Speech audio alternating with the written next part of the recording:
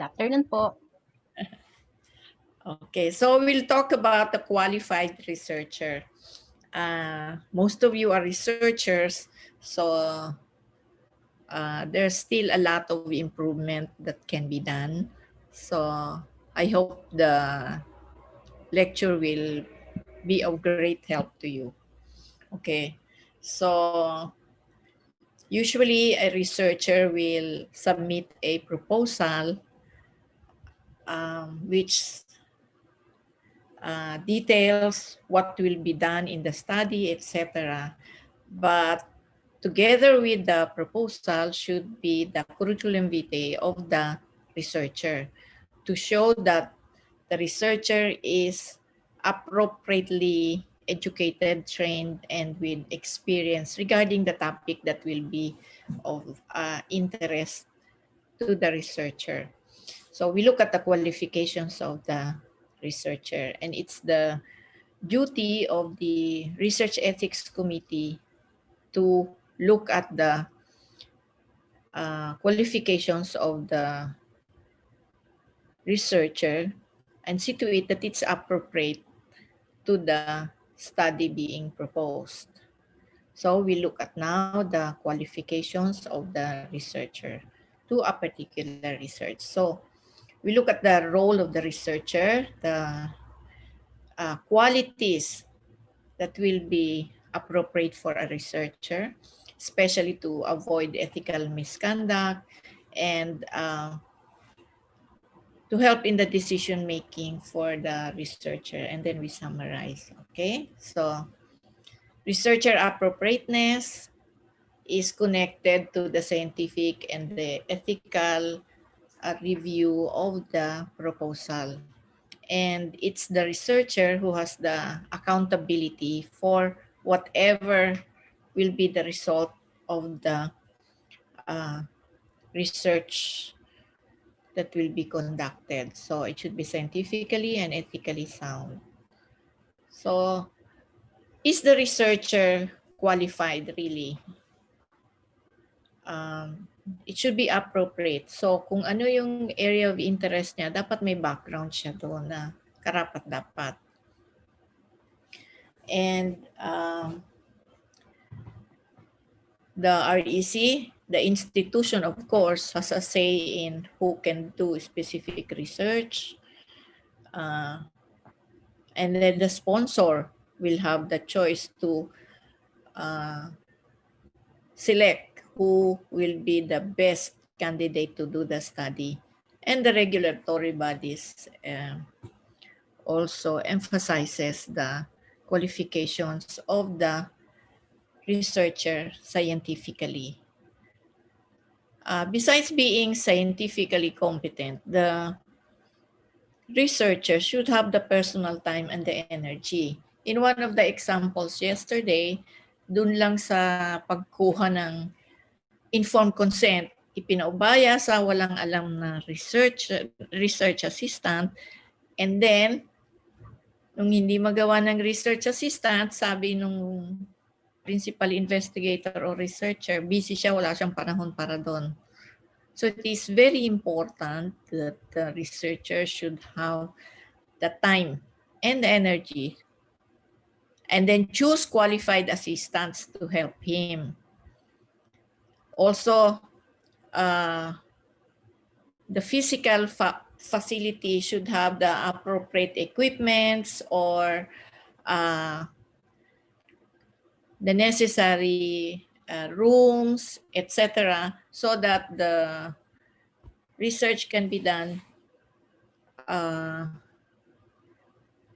giving the participants enough privacy and that it can be done in a facility with complete equipment so that the participants won't have to travel from place to place, just having laboratory examinations or other examinations to be done. And then, of course, the researcher should have adequate number of participants that the researcher can recruit. Kung walang available subjects or participants, the implementation of the research will be delayed.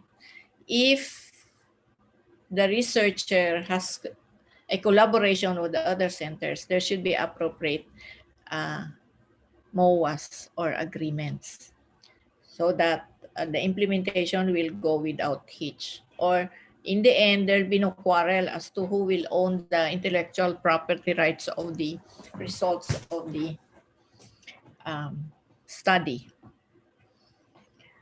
And we should look at the real interests of the researcher so that the researcher can work at the optimum level. Kung palagay niya hindi worth her while, the researcher will spend less time attending to the research or the study. So what are the requirements? Una, yung personal character ng researcher. And then the attitude. So, may integrity ba yung researcher? Kung wala siyang integrity and desirable personal characteristics of a good researcher, the output will also be put in doubt. Tamad naman yan pinaubaya lang naman yan sa mga assistant niya mga assistant niya pabaya din. So, it boils down to the researcher being accountable for the outcome of the study. Dedicated ba siya? Resourceful ba siya? Okay? So, yung personality ng researcher is very important. Yung character niya. May good habits ba siya? Tsaka virtuous ba? O paminsan-minsan nag-cheat siya? Then you will think that maybe dinoktor din ito yung kanyang results. Okay? So, reflective yung character ng researcher doon sa magiging trabaho niya. So, is the researcher trustworthy? Pinagkakatiwalaan ba siya ng bayan o pinagdududahan siya ng bayan? And therefore, honesty is a good trait of the researcher that will result in transparency of whatever he's doing in the study.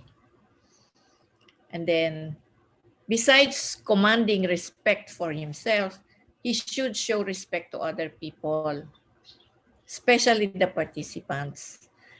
And therefore, do the informed consent process properly and obtain a valid consent.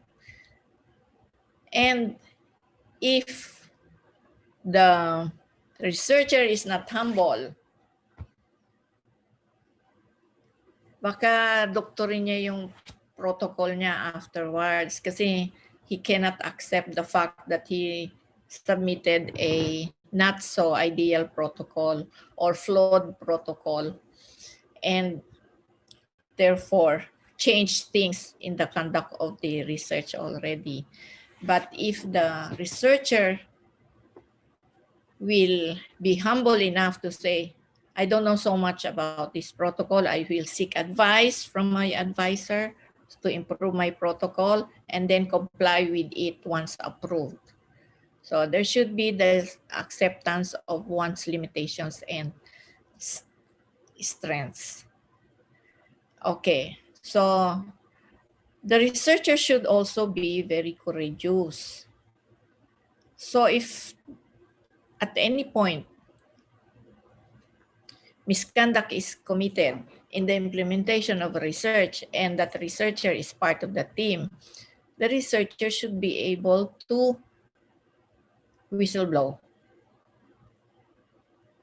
Because if it's not known that there's misconduct and then the whole proposal has been finished and the protocol has been implemented, the results will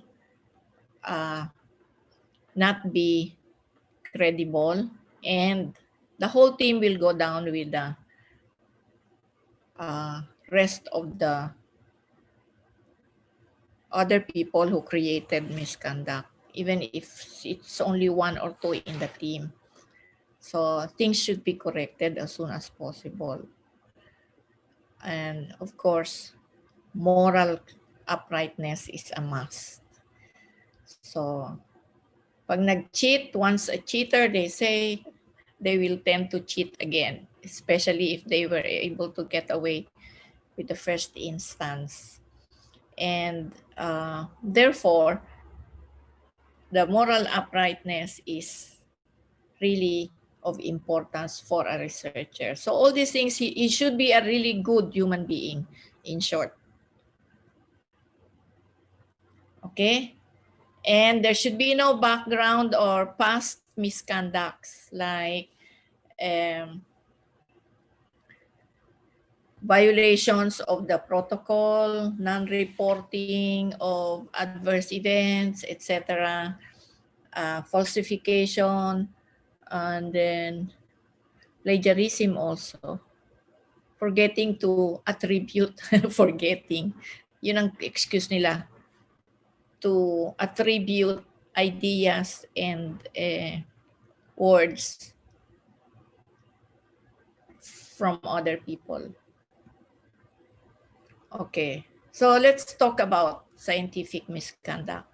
It's a deliberate doctoring or falsification, distortion of the data in first proposal, performance, and then the reporting of the research and non-compliance to the protocol in the study.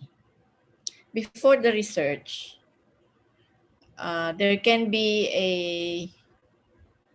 manufactured background information. Baka naglista siya doon ng mga researches na hindi naman kanya talaga. O kaya doon sa paglalagay sa susulat ng mga background information ng research niya, instead ng dulong author siya, ginawa niyang first author siya. That's misrepresenting you as the main author. Okay? Tapos yung undocumented references niya. At pag lumusot siya na hindi siya nagpa-review sa ethics accredited ethics committee, review ethics committee. Also, non-disclosure of COI, conflict of interest.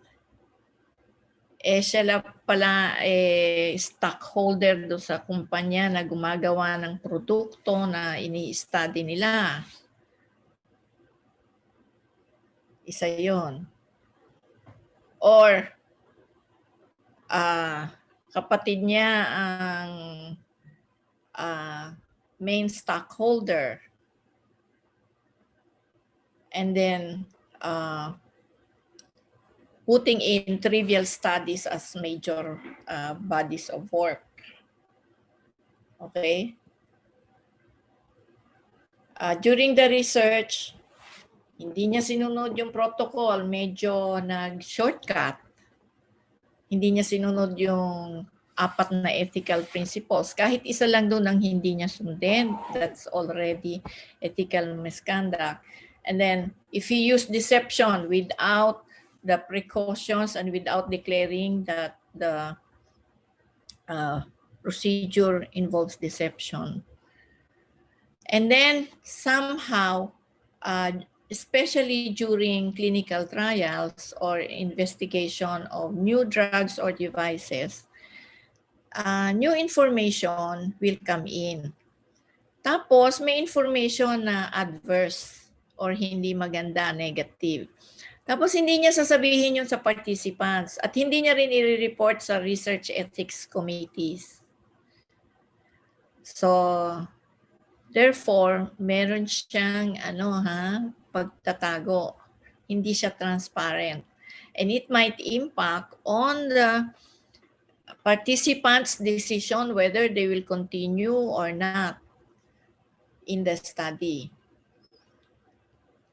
Also, another form of scientific misconduct is the poor reporting of the data, tapos nawala kuno ang data or hindi ini-report yung adverse events or ang negative effects or unfavorable effects. And also misappropriation of the data materials, also the funding. Minsan nagsa-siphon off ng fund yung researcher na ginamit ang fund sa other purpose besides the conduct of the study. Okay, after the research, ito, ang dami-daming nire-retract na mga published articles because of scientific misconduct. Yung iba big time pa. Minsan nga sa New England Journal of Medicine, meron ding retraction eh. Okay. So there can be data fabrication. Out of nothing, nagkaroon siya ng data. Hoaxing, forging, falsification. Falsification may data pero pinaganda niya lang or inayos niya. There can be cooking and trimming. Nagtatabas ng mga hindi magandang resulta para hindi maapektuhan ang kanyang expected outcome. Statistical misuse, inayos niya ang statistical analysis to suit the hypothesis. Dapat ang statistical analysis nakadeclare na sa proposal pa lang at may statistician na kinonsulta para hindi babaguhin ang statistical analysis after the data had been gathered and analyzed. Okay? And then, sometimes, para makarami ng publications, yung isang malaking study na maraming factors, iisa-isahin niya yon. Different factors, isang publication para makakarami siya. Actually, it's just one big study. So, pag ano nga naman, marami siyang maililista sa curriculum vitae niya. O kaya may study siya, nagsimula siya sa 10 participants, subjects, inanalyze niya na, tapos pinapublish niya, dinagdagan niya, naging 15, another publication, or naging 20 na, another publication. So para bang pagkain nyo na pina-extend at dumami. Okay? Ghostwriting. Hindi naman siya ang sumulat. Or sumusulat siya para sa kung kanino. Ginagamit niya yung pangalan niya. Wrong authorship. Ito, yung mga big bosses. Gusto merong parte doon sa authorship. And then, the worst is plagiarism. So, some research ethics committees require the researcher to include in the proposal a plagiarism check already. So, hindi trabaho ng research ethics committee ang magawa ng plagiarism check. Pero yung iba nire-require nila, ilagay nyo na dyan yung plagiarism check nyo. Ilan ang percentage? So, some research ethics committee will put 15% as the acceptable level. Yung iba mas mahigpit, 10% lang. So, marami namang available sa internet na apps for plagiarism check. It's good as an exercise for students that they will do plagiarism check before they hand in their proposal. Some people also steal credit for things they didn't do. Okay? And some of them will have multiple submissions to different journals. Tapos, yung ibang journal merong sa submission, meron na dong did you submit this or have this ever been published in another journal? Yung iba sasabihin, no. Actually, na-publish na sa isang obscure journal. Also, that they did not disclose the COI that they received so much funding for ano. So, yung ibang publications nakalagay sa dulo. The author received funding from blah, blah, blah, blah, and serves as a lecturer of blah, blah, blah. Okay. So, we looked at the character. It should be the characteristics of a good human being. And then, of course, the attitude counts also.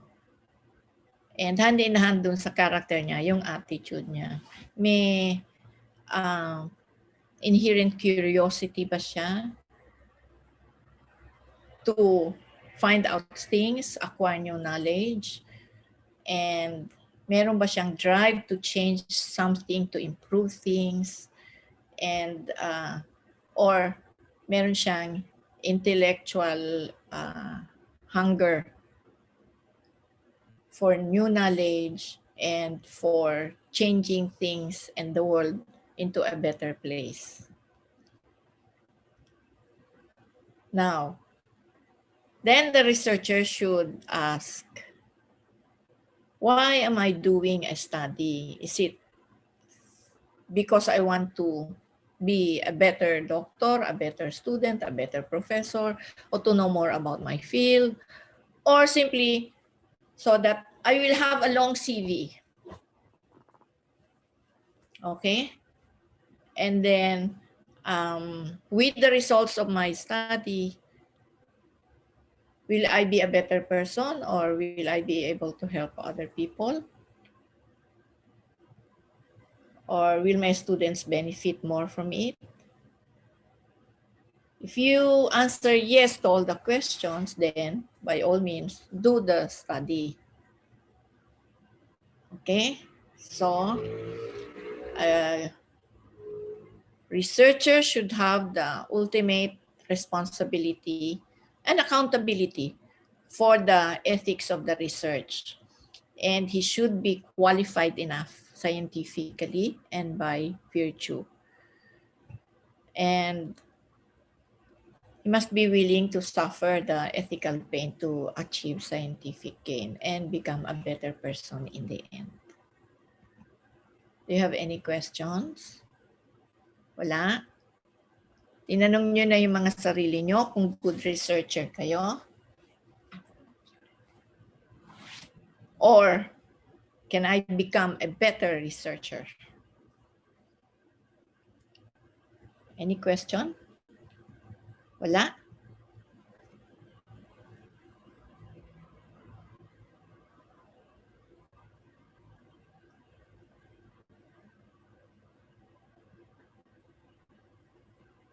Walang question? Okay, lahat siguro qualified and very good research ating audience. Thank you, Ma'am Sonia. Influence other people. If later on you have questions as afterthoughts during the general open forum, the last part of our training this afternoon, you can just bring them up during that time. Yes. Okay. Thank you, Dr. Sonia.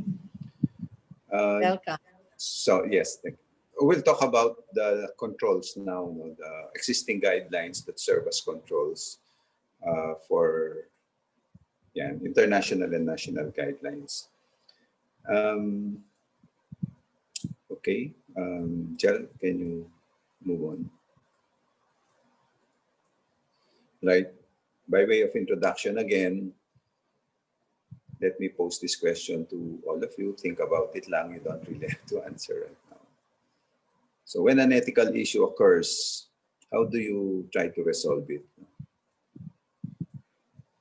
Do you have standards that have been set up and accepted to use to, try to resolve using standards such as guidelines, or maybe even precedent cases, maybe in your institution or as a consortium.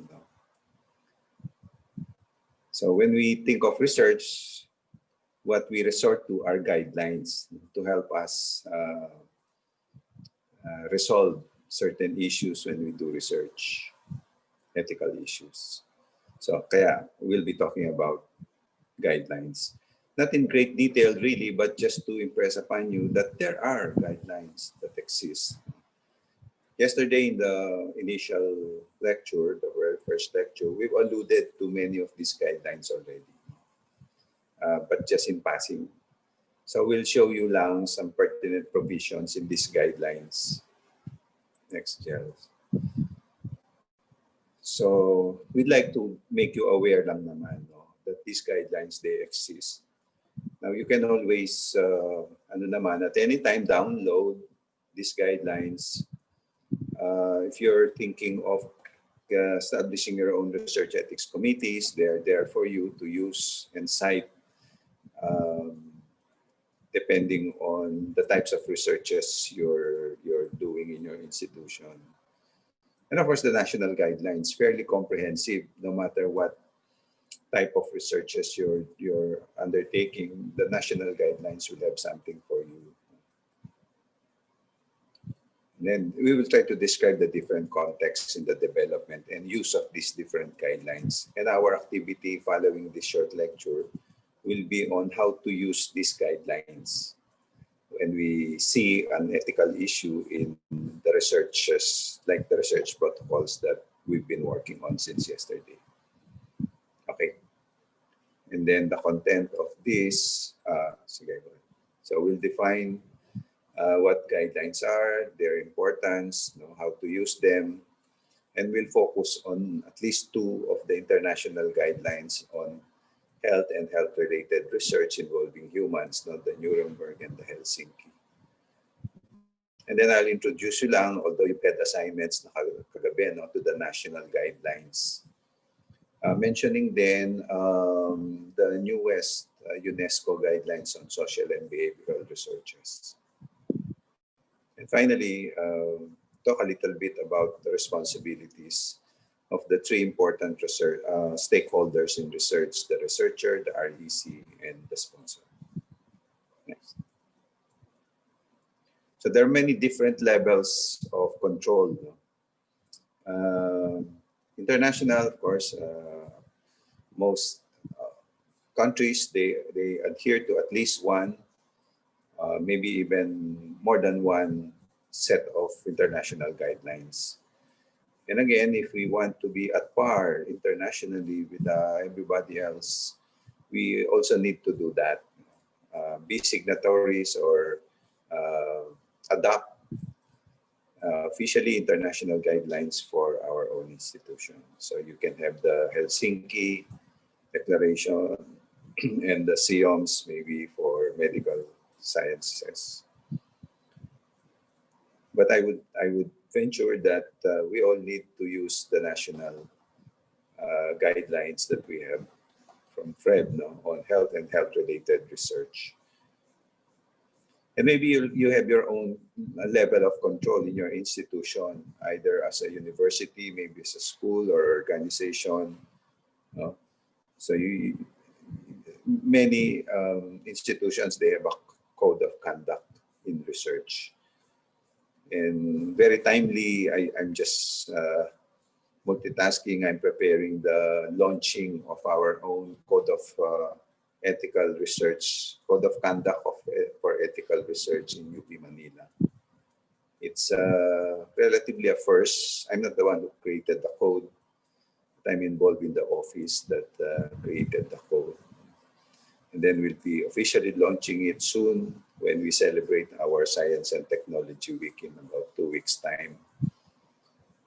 And it's not just for UP Manila. It is envisioned to be used, adopted by the whole system, the UP system. So I suppose many other institutions, I'm not saying it's just UP, many other institutions, they probably also have a code of conduct in research. I know for a fact, of course, that in the professional society to which I belong, me and Dr. Sonia, yung POGS, they also have a code of ethics, not only in medical practice, but also in doing research. So various levels of control. Right? Okay. So why are guidelines important? And we've mentioned this already before, because unethical research persists. Historically, it has occurred, and it's even occurring during our times now. So we've had examples of this already, yung Wakefield experiment, and many others. In fact, in this pandemic, there's a lot of research on COVID-19, and some of them, because of the needs of the times, they're being fast-tracked. And there is always that risk of unethical research going on, especially concerning novel treatment strategies of the COVID-19, and even the vaccines that are being developed. It's one of the most relevant issues now as far as the potential for unethical research. I don't know if you're familiar with a vaccine trial. They call it a challenge vaccine trial for COVID. And the important word there is challenge trial. So challenge trials are unique, and they're a little bit risky. Not just a little bit; they're really risky. What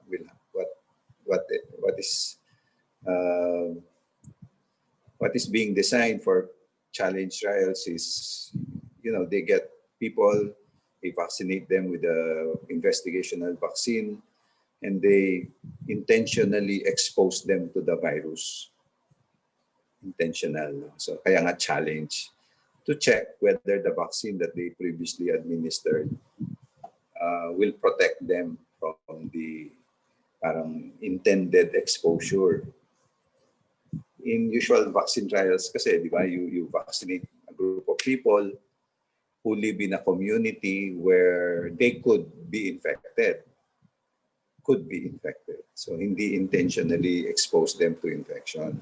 Yun ang difference. And the justification is by doing that, exposing them intentionally after getting the vaccine, they would know in a manner that is rather fast. Because of the urgency of the situation, they think this is, they try to justify that. Challenge trials ang tinatawag. Some have questioned the ethics behind that, yung intentionally exposing them to the virus. And to fast track yung testing of the vaccine. And so something like that. So again, the guidelines are important in making sure that the human participants are protected and that the data that we come up with is credible data. It's not a product of falsification or fabrication. So these guidelines, they make sure that there was a question before earlier today, yung meta-studies. Do meta-studies on, has meta-studies been done daw on whether studies that have undergone ethics review are better, in quotation marks, than studies that have not undergone ethics review. Well, if you're, kasi doon, my take lang dyan is the definition natin of better. I'm not aware, of course, of a study. I'm not that widely read about meta-analysis kasi I don't know if there's one. Ang ko lang naman doon, yung definition natin of what you mean by better. If one of your gauge for a better study is it being published in a reputable journal, di ba? So kunyari, di ba yung na-publish in a reputable journal, you would think it might be better than one that has not been published. And reputable journals do not publish researches that have not undergone ethical clearance and monitoring. So maybe that's one way of putting it lang. And sabi nga ni Dr. Sonia, you probably don't need a meta-analysis for that. Again, only if you cite publication in reputable journals as your working working definition of better. All right. Again, the guidelines, they serve as quality standards. So if we are compliant with the guidelines, there is this assurance that our work in research is of good quality. Yun ang mga ano doon. Again, I'm not aware of a meta-analysis of that. Are they really of good quality? So if your gauge of a good quality research is being published in a reputable journal, na medyo strict yun. No? Before you can publish in a reputable journal, aside from technical scientific work, they also look at, of course, ethical compliance with guidelines. Yeah. Next, Jill. So that's the importance of guidelines. No? And again, let us just look at some international guidelines. We've mentioned Nuremberg already. This code was a product of the lessons learned from the trials that were done in Nuremberg of the Nazi doctors who had been conducting atrocious researches on their prisoners and on the Jews. No? So as a reaction to that, they came up with the Nuremberg Code guidelines for conducting clinical trials. And in this code, even at that time, they focus on human rights and welfare. And this concern for human rights and welfare has really been a common factor among the newer and subsequent versions of the different codes. Next, Jerry. So there were 10 principles. There are 10 principles in the Nuremberg Code. And if you just eyeball them, look through them, many of them have been discussed already, if not all by us the past 1.5 days already. And these principles, they have a lot in common. They overlap with the many other principles expressed in the different guidelines. So as you can see, qualified researchers and so on. No? So these are the 10 principles embodied in the Nuremberg Code. Next. This is a different code. We call it the World Medical Association Declaration of Helsinki. Started a little later than the Nuremberg, what's in 1964, the first version.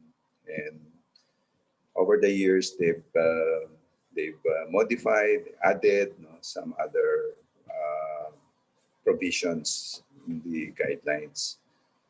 I think the most recent one was in 2013. And now and then they do meet again. They first met in Helsinki, then they meet now and then different places to update the guidelines. And again, if you look at all these provisions here, a lot of overlap, similarity to Nuremberg or many other guidelines. And let me mention the last bullet here. The Helsinki Declaration became the basis of most of the provisions in the what we call now good clinical practice guidelines. Good clinical practice guidelines, these are the guidelines that are in place for clinical trials of drugs, of new drugs, including vaccines, of course, and other medical devices. That's probably the most stringent set of guidelines in conducting researches, the GCP, Good Clinical Practice Guidelines. Next. So if you notice, we'll just browse through these. I will not discuss each of them, otherwise we'll run out of time. You can again download the guidelines, the newest version of Helsinki. Notice that there are general principles, 12, and so on. So if you're looking for guidance on, kunyari, you identify a problem about vulnerable groups and individuals, you'd like to go to Helsinki to help you out, resolve the issue, you can just look at provision section 19 and 20, and then you get guidance. That's how you will use the guidelines. No? Right. Next. So Helsinki also has something to say about all of these. Notice informed consent, the third bullet. Informed consent, there are eight sections on informed consent. So if you have a problem with an issue with informed consent in a particular proposal, you go to Helsinki to help you resolve the issue. Yeah. Right, next, please. The others, Belmont is from the US, emphasizing trust and the role of the Ethics Review Committee. Belmont report was made in Belmont, that's a place in 1979. Some say it was as early as 1976. Anyway, this is where the principles of that we've been discussing, beneficence, non-maleficence, respect for person and justice, were embodied and emphasized in this particular report. This is US. Next. This is another set of guidelines. CIOMS is an international guidelines. This is a group of international organization of medical sciences. So human participants as well, and it's a recent update in 2016 where they added special populations like because it's an international guidelines, they took into consideration studies that are being done in areas with limited resources, including capacity building of developing countries. So they came to realize that what may be applicable in developed countries may not be the same as in developing countries and even the poorly developed countries. So there's flexibility in the guidelines for these different countries. Next. And this is the good clinical practice guidelines I was mentioning about for clinical trials. So we call them the harmonized guidelines of tripartite. It's tripartite because the very first version was created by three groups, tripartite. US, Japan, and countries from Europe. So they got together, they harmonized the guidelines, meaning they formulated them and said, if you follow these formulated guidelines, because they're harmonized already, what was done, kunyari, in Japan, what was done in the US or the countries in Europe, it will, because they're harmonized, they use the same guidelines. The data generated will be acceptable in all countries. So they facilitated the performance, the conduct of clinical trials. This is, as I said, probably the most stringent set of guidelines. You cannot do a clinical trial unless you have updated training in good clinical practice. All right. So I suppose your consortium and many of the institutions you represent perhaps do not do clinical trials, at least not of drugs or devices meant for public consumption, being registered to FDA and being sold. Otherwise, if that's the intention of the drug or the product, then you have to be compliant with these harmonized guidelines. Next. WHO has its own. The good thing about WHO is that they are operational guidelines, meaning it tells us how to do things in detail. So it's a systems approach, and they have emphasis on the research ethics committees, even several annexes and appendices. So, kunyari, guidelines for developing your SOPs if you're creating your own research ethics committee. So, those are well discussed in the WHO guidelines. Next, please. And this is the fairly recent one. I'll discuss this a little bit more than the rest. It's for social science research. So maybe as academic institutions, like many of you are, maybe you'd like to look up this one and consider adapting it as maybe your set along with others. You can adapt naman more than one. So this is for social science research. And they have several items. I think there are 12. Let's look at them. Let's just browse through them quickly. Next, Jill, please. So research topics. There is a guideline on what topics should be chosen and undertaken.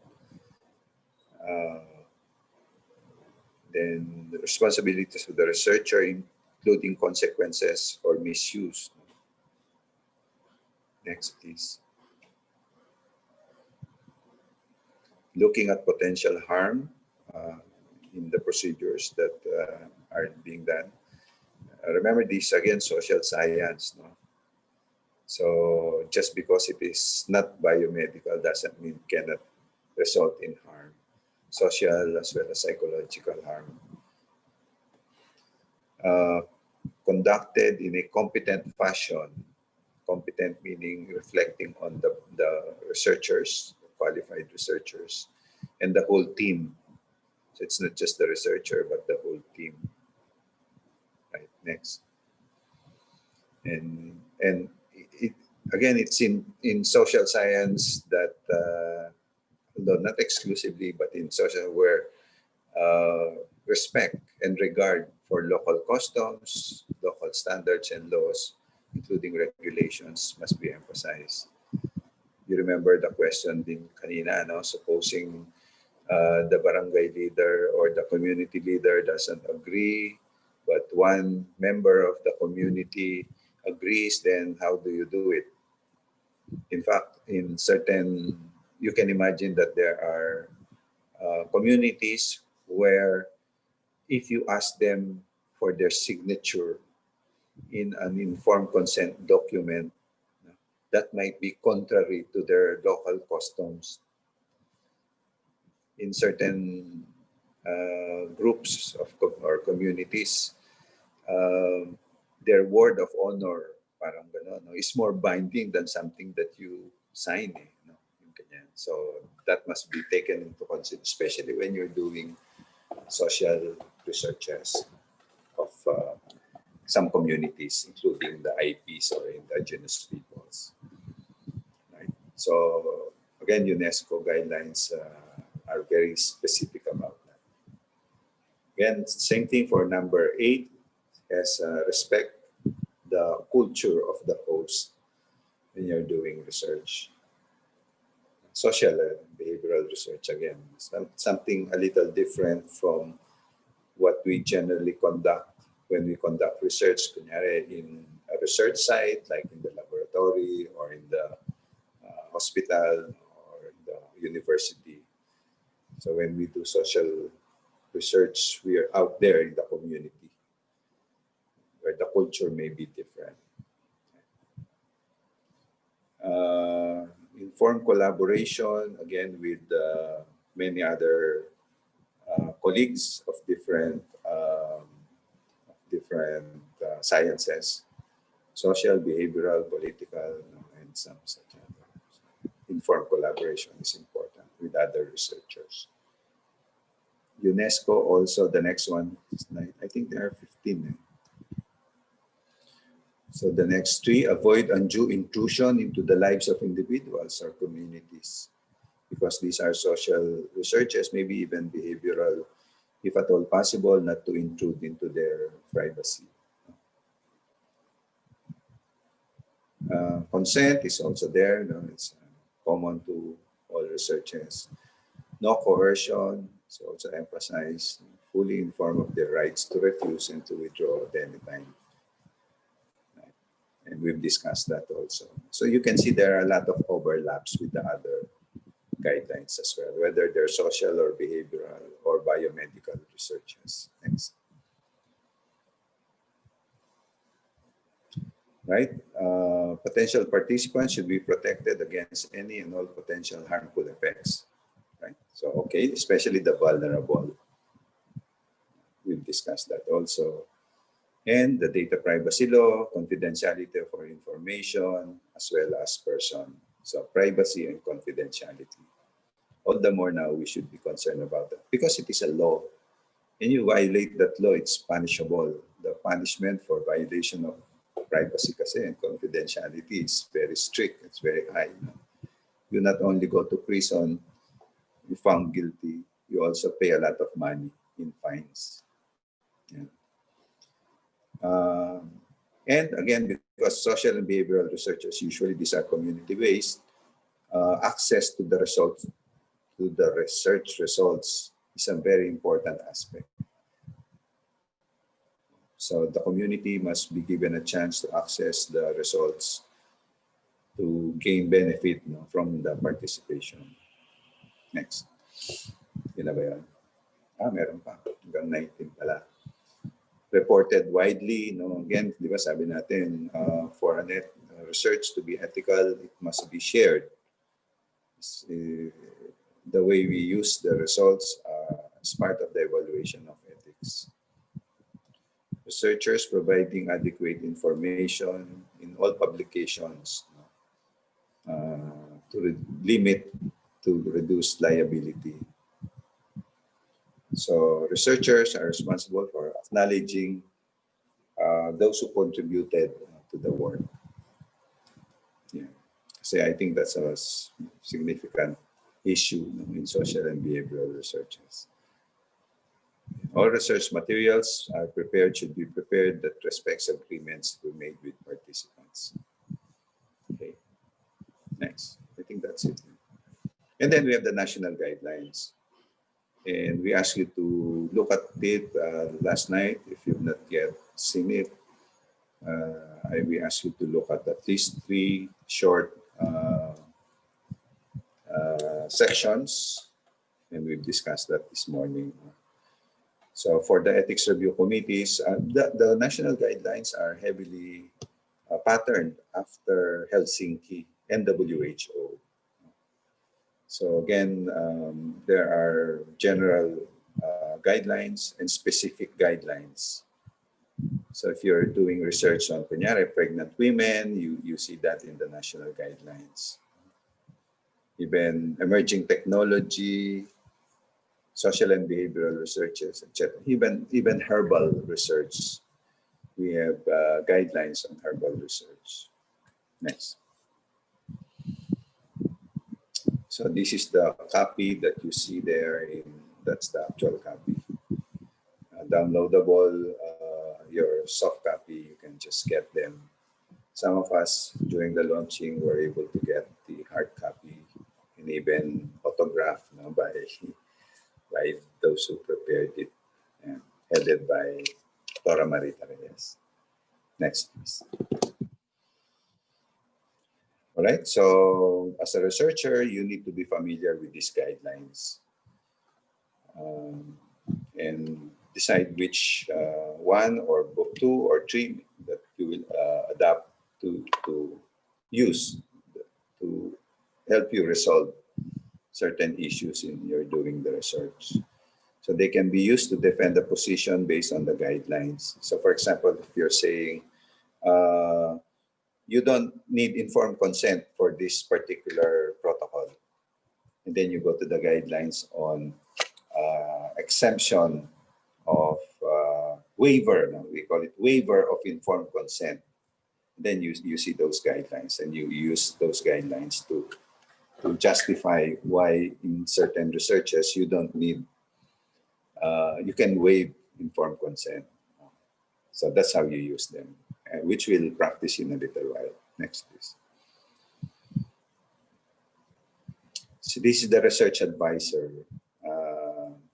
We listed this, of course, in your assignment also. So the highlighted responsibilities, they're in verb forms. It means you need to do them. So guide, assist, serve, supervise, review, share, and ensure. So if you're a research advisor, whether in the university or anywhere else, these are your responsibilities. Next. But these are in the guidelines. This one naman is the institution. The institution, your university or where you come from, you represent, must provide a supportive environment for all of these. Supportive meaning they provide you with not only a budget, but also the infrastructure and of course the time. Some faculty members of certain institutions, they're being asked to be members of research ethics committees, and that is additional work. They need to be supported by being relieved of other responsibilities in the institution, or maybe provide them with incentives for being members of research ethics committees, either as additional honorarium on top of their salaries, or maybe reduce workload, teaching workload, and some such other administrative. Those are manifestations of institutional support, which is a responsibility of the institution. Okay, next. So in summary, we have several guidelines at different levels: international, national, and institutional. Let us not let us not be offended when these guidelines exist. Some sectors kasi they feel when you have guidelines, they restrict your freedom. Parang wearing of mask. Some refuse to wear mask kasi it's their constitutional right daw not to wear mask. Yung ganon. So they make it a matter of parang politics. No? So these guidelines, they're there to make sure that we don't harm participants in research, most preferably benefit the participants. That's one. And that the data that we come up with is data that is credible when we follow these guidelines. Right? Okay, so we need to adapt them and practice them. Questions on the international, national, and institutional guidelines?